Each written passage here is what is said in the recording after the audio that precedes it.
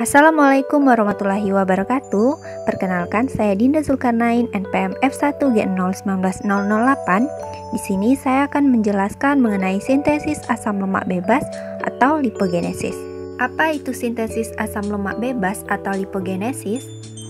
Jadi, lipogenesis adalah proses deposisi lemak dan meliputi proses sintesis asam lemak dan kemudian sintesis trigliserida yang terjadi di hati pada daerah sitoplasma dan juga mitokondria dan jaringan adiposa. Energi yang berasal dari lemak dan melebihi kebutuhan tubuh akan disimpan dalam jaringan lemak. Terdapat 3 syarat terjadinya lipogenesis. Yang pertama, kondisi feed state atau kondisi setelah makan. Yang kedua, kondisi saat kadar glukosa darah tinggi. Yang ketiga, jumlah ATP dalam tubuh banyak. Glukosa dikonversi menjadi pirufat melalui beberapa tahap yang disebut dengan glikolisis. Glikolisis terjadinya di sitoplasma. Pirufat dioksidasi menjadi asetil-CoA di dalam matriks mitokondria. Kemudian dioksidasi menjadi asetil-CoA. Asetil-CoA ini akan berkondensasi dengan oksaloasetat. Asetil-CoA akan mengeluarkan HS-CoA, kemudian terbentuklah sitrat. Sitrat akan dikonversi menjadi isositrat. Isositrat akan dikonversi menjadi alfa-ketoglutarat. Alfa-ketoglutarat ini dikonversi menjadi suksinil-CoA dan seterusnya, hingga terbentuk kembali oksaloasetat. Glikolisis ini terjadi saat kelebihan energi dalam tubuh. Ketika energi terbentuk dalam jumlah yang banyak, maka enzim isositrat dehidrogenasi akan berbalik. Jadi saat reaksi pembentukan isositrat menjadi alfa-ketoglutarat akan dihambat, dan saat konversi alfa-ketoglutarat menjadi isositrat yang akan dipicu. Begitu juga dari isositrat ke sitrat juga akan dipicu, sehingga jumlah sitrat akan banyak di dalam mitokondria. Ketika jumlah sitrat banyak di mitokondria, maka sitrat akan dikeluarkan. Senyawa utama pada lipogenesis yaitu asetil-CoA, sehingga akan mereaksikan antara asetil-CoA dan asetil-CoA melalui beberapa proses. Nantinya akan terbentuk asam lemak bebas. Asetil-CoA dapat berasal dari katabolisme pirufat, katabolisme asam amino, dan pemotongan keton baris.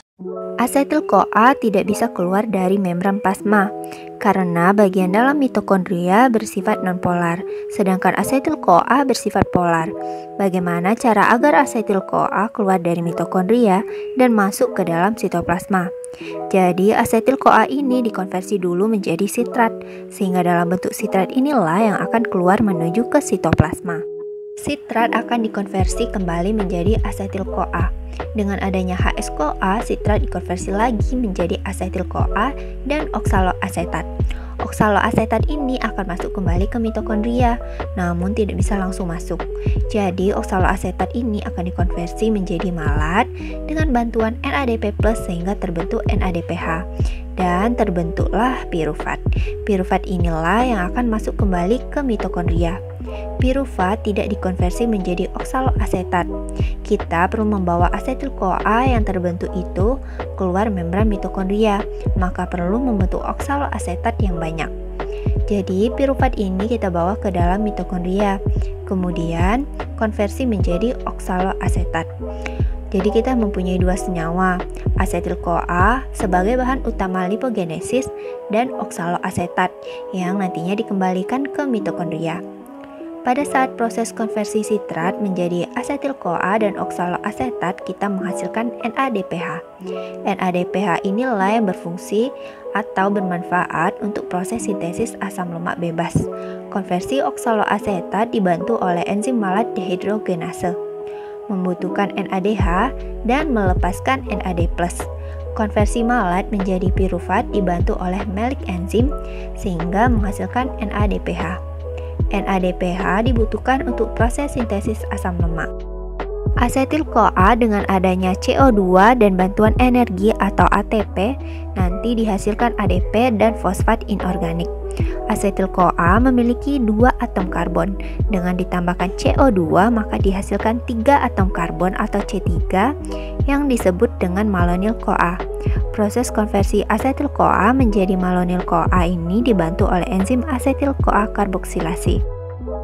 Asetil-CoA dan malonyl-CoA dibutuhkan saat sintesis asam lemak bebas. Ada satu asetil-CoA yang digunakan untuk sintesis, sisanya digunakan untuk membentuk malonyl-CoA. Asetil-CoA akan masuk ke dalam enzim yang disebut dengan free fatty acid sintase. Enzim ini memiliki dua ujung, yaitu protein ACP dan protein cis. Protein ACP ini akan berikatan dengan asetil-CoA sehingga terbentuk asetil ACP dan dikeluarkannya HS-CoA. Proses ini dibantu oleh enzim asetil transasilase.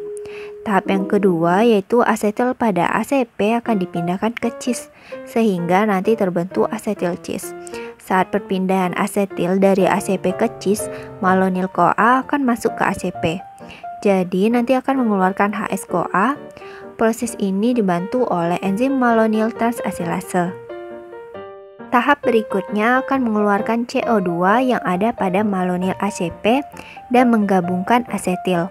Asetil cis akan dipindahkan ke dalam malonyl ACP.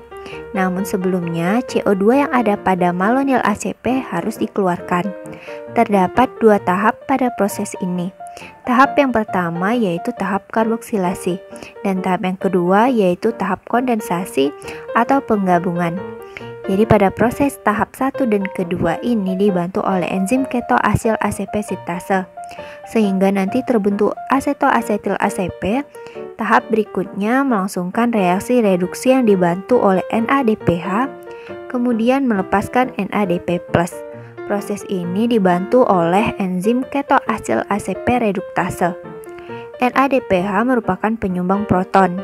Proton akan diberikan pada gugus-gugus yang ada pada asetil, sehingga senyawa yang terbentuk adalah D-beta hidroksibutyryl ACP. Tahap selanjutnya yaitu proses dehidrasi atau pengeluaran air. Air dikeluarkan dari D-beta hidroksibutyryl ACP dengan bantuan enzim beta hidroksi asil ACP dehidrase. Ia akan mengambil OH pada C2 dan H pada C3 sehingga dikeluarkanlah H2O. Pada bagian beta hidroksibutyryl ini akan berubah menjadi butenoil. Senyawa yang dihasilkan yaitu transbutenoil ACP. Tahap selanjutnya yaitu reduksi dengan bantuan NADPH. NADPH dan H+ menghasilkan NADP+, sehingga dihasilkan butyryl ACP. Proses reduksi dibantu oleh enzim enoil ACP reduktase.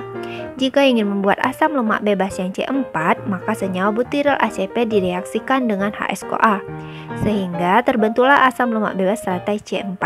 Nah, jadi bagaimana jika ingin membentuk asam lemak bebas C16? Jadi, jika ingin membentuk asam lemak bebas C16, kita balik lagi ke tahap semula. Maka butyryl dipindahkan ke posisi cis, kemudian masuk lagi ke malonyl-CoA, dan seterusnya seperti tahap sebelumnya. Begitu terus sampai terbentuklah C16. Jika sudah sesuai dengan yang diinginkan, maka direaksikan dengan HS-CoA, lalu keluarlah dalam bentuk fatty acyl-CoA. Ketika glukosa dikonversi menjadi pirufat untuk mendapatkan energi, jalur pentosa fosfat pathway bukan untuk menghasilkan energi, namun jalur untuk menghasilkan NADPH. NADPH inilah yang akan digunakan untuk sintesis asam lemak bebas. Dalam pembentukan asam lemak bebas membutuhkan 4 atom C. Asetil-CoA menghasilkan 2 atom C. Jika ingin membentuk asam lemak bebas C16, maka kita menggunakan rumus seperti yang ada pada layar, yaitu Cn dibagi dengan 2. Maka jika ingin membentuk asam lemak bebas C16, kita membutuhkan 8 asetil-CoA. Baiklah, itulah penjelasan dari saya mengenai sintesis asam lemak bebas atau lipogenesis. Saya akhiri, wassalamualaikum warahmatullahi wabarakatuh.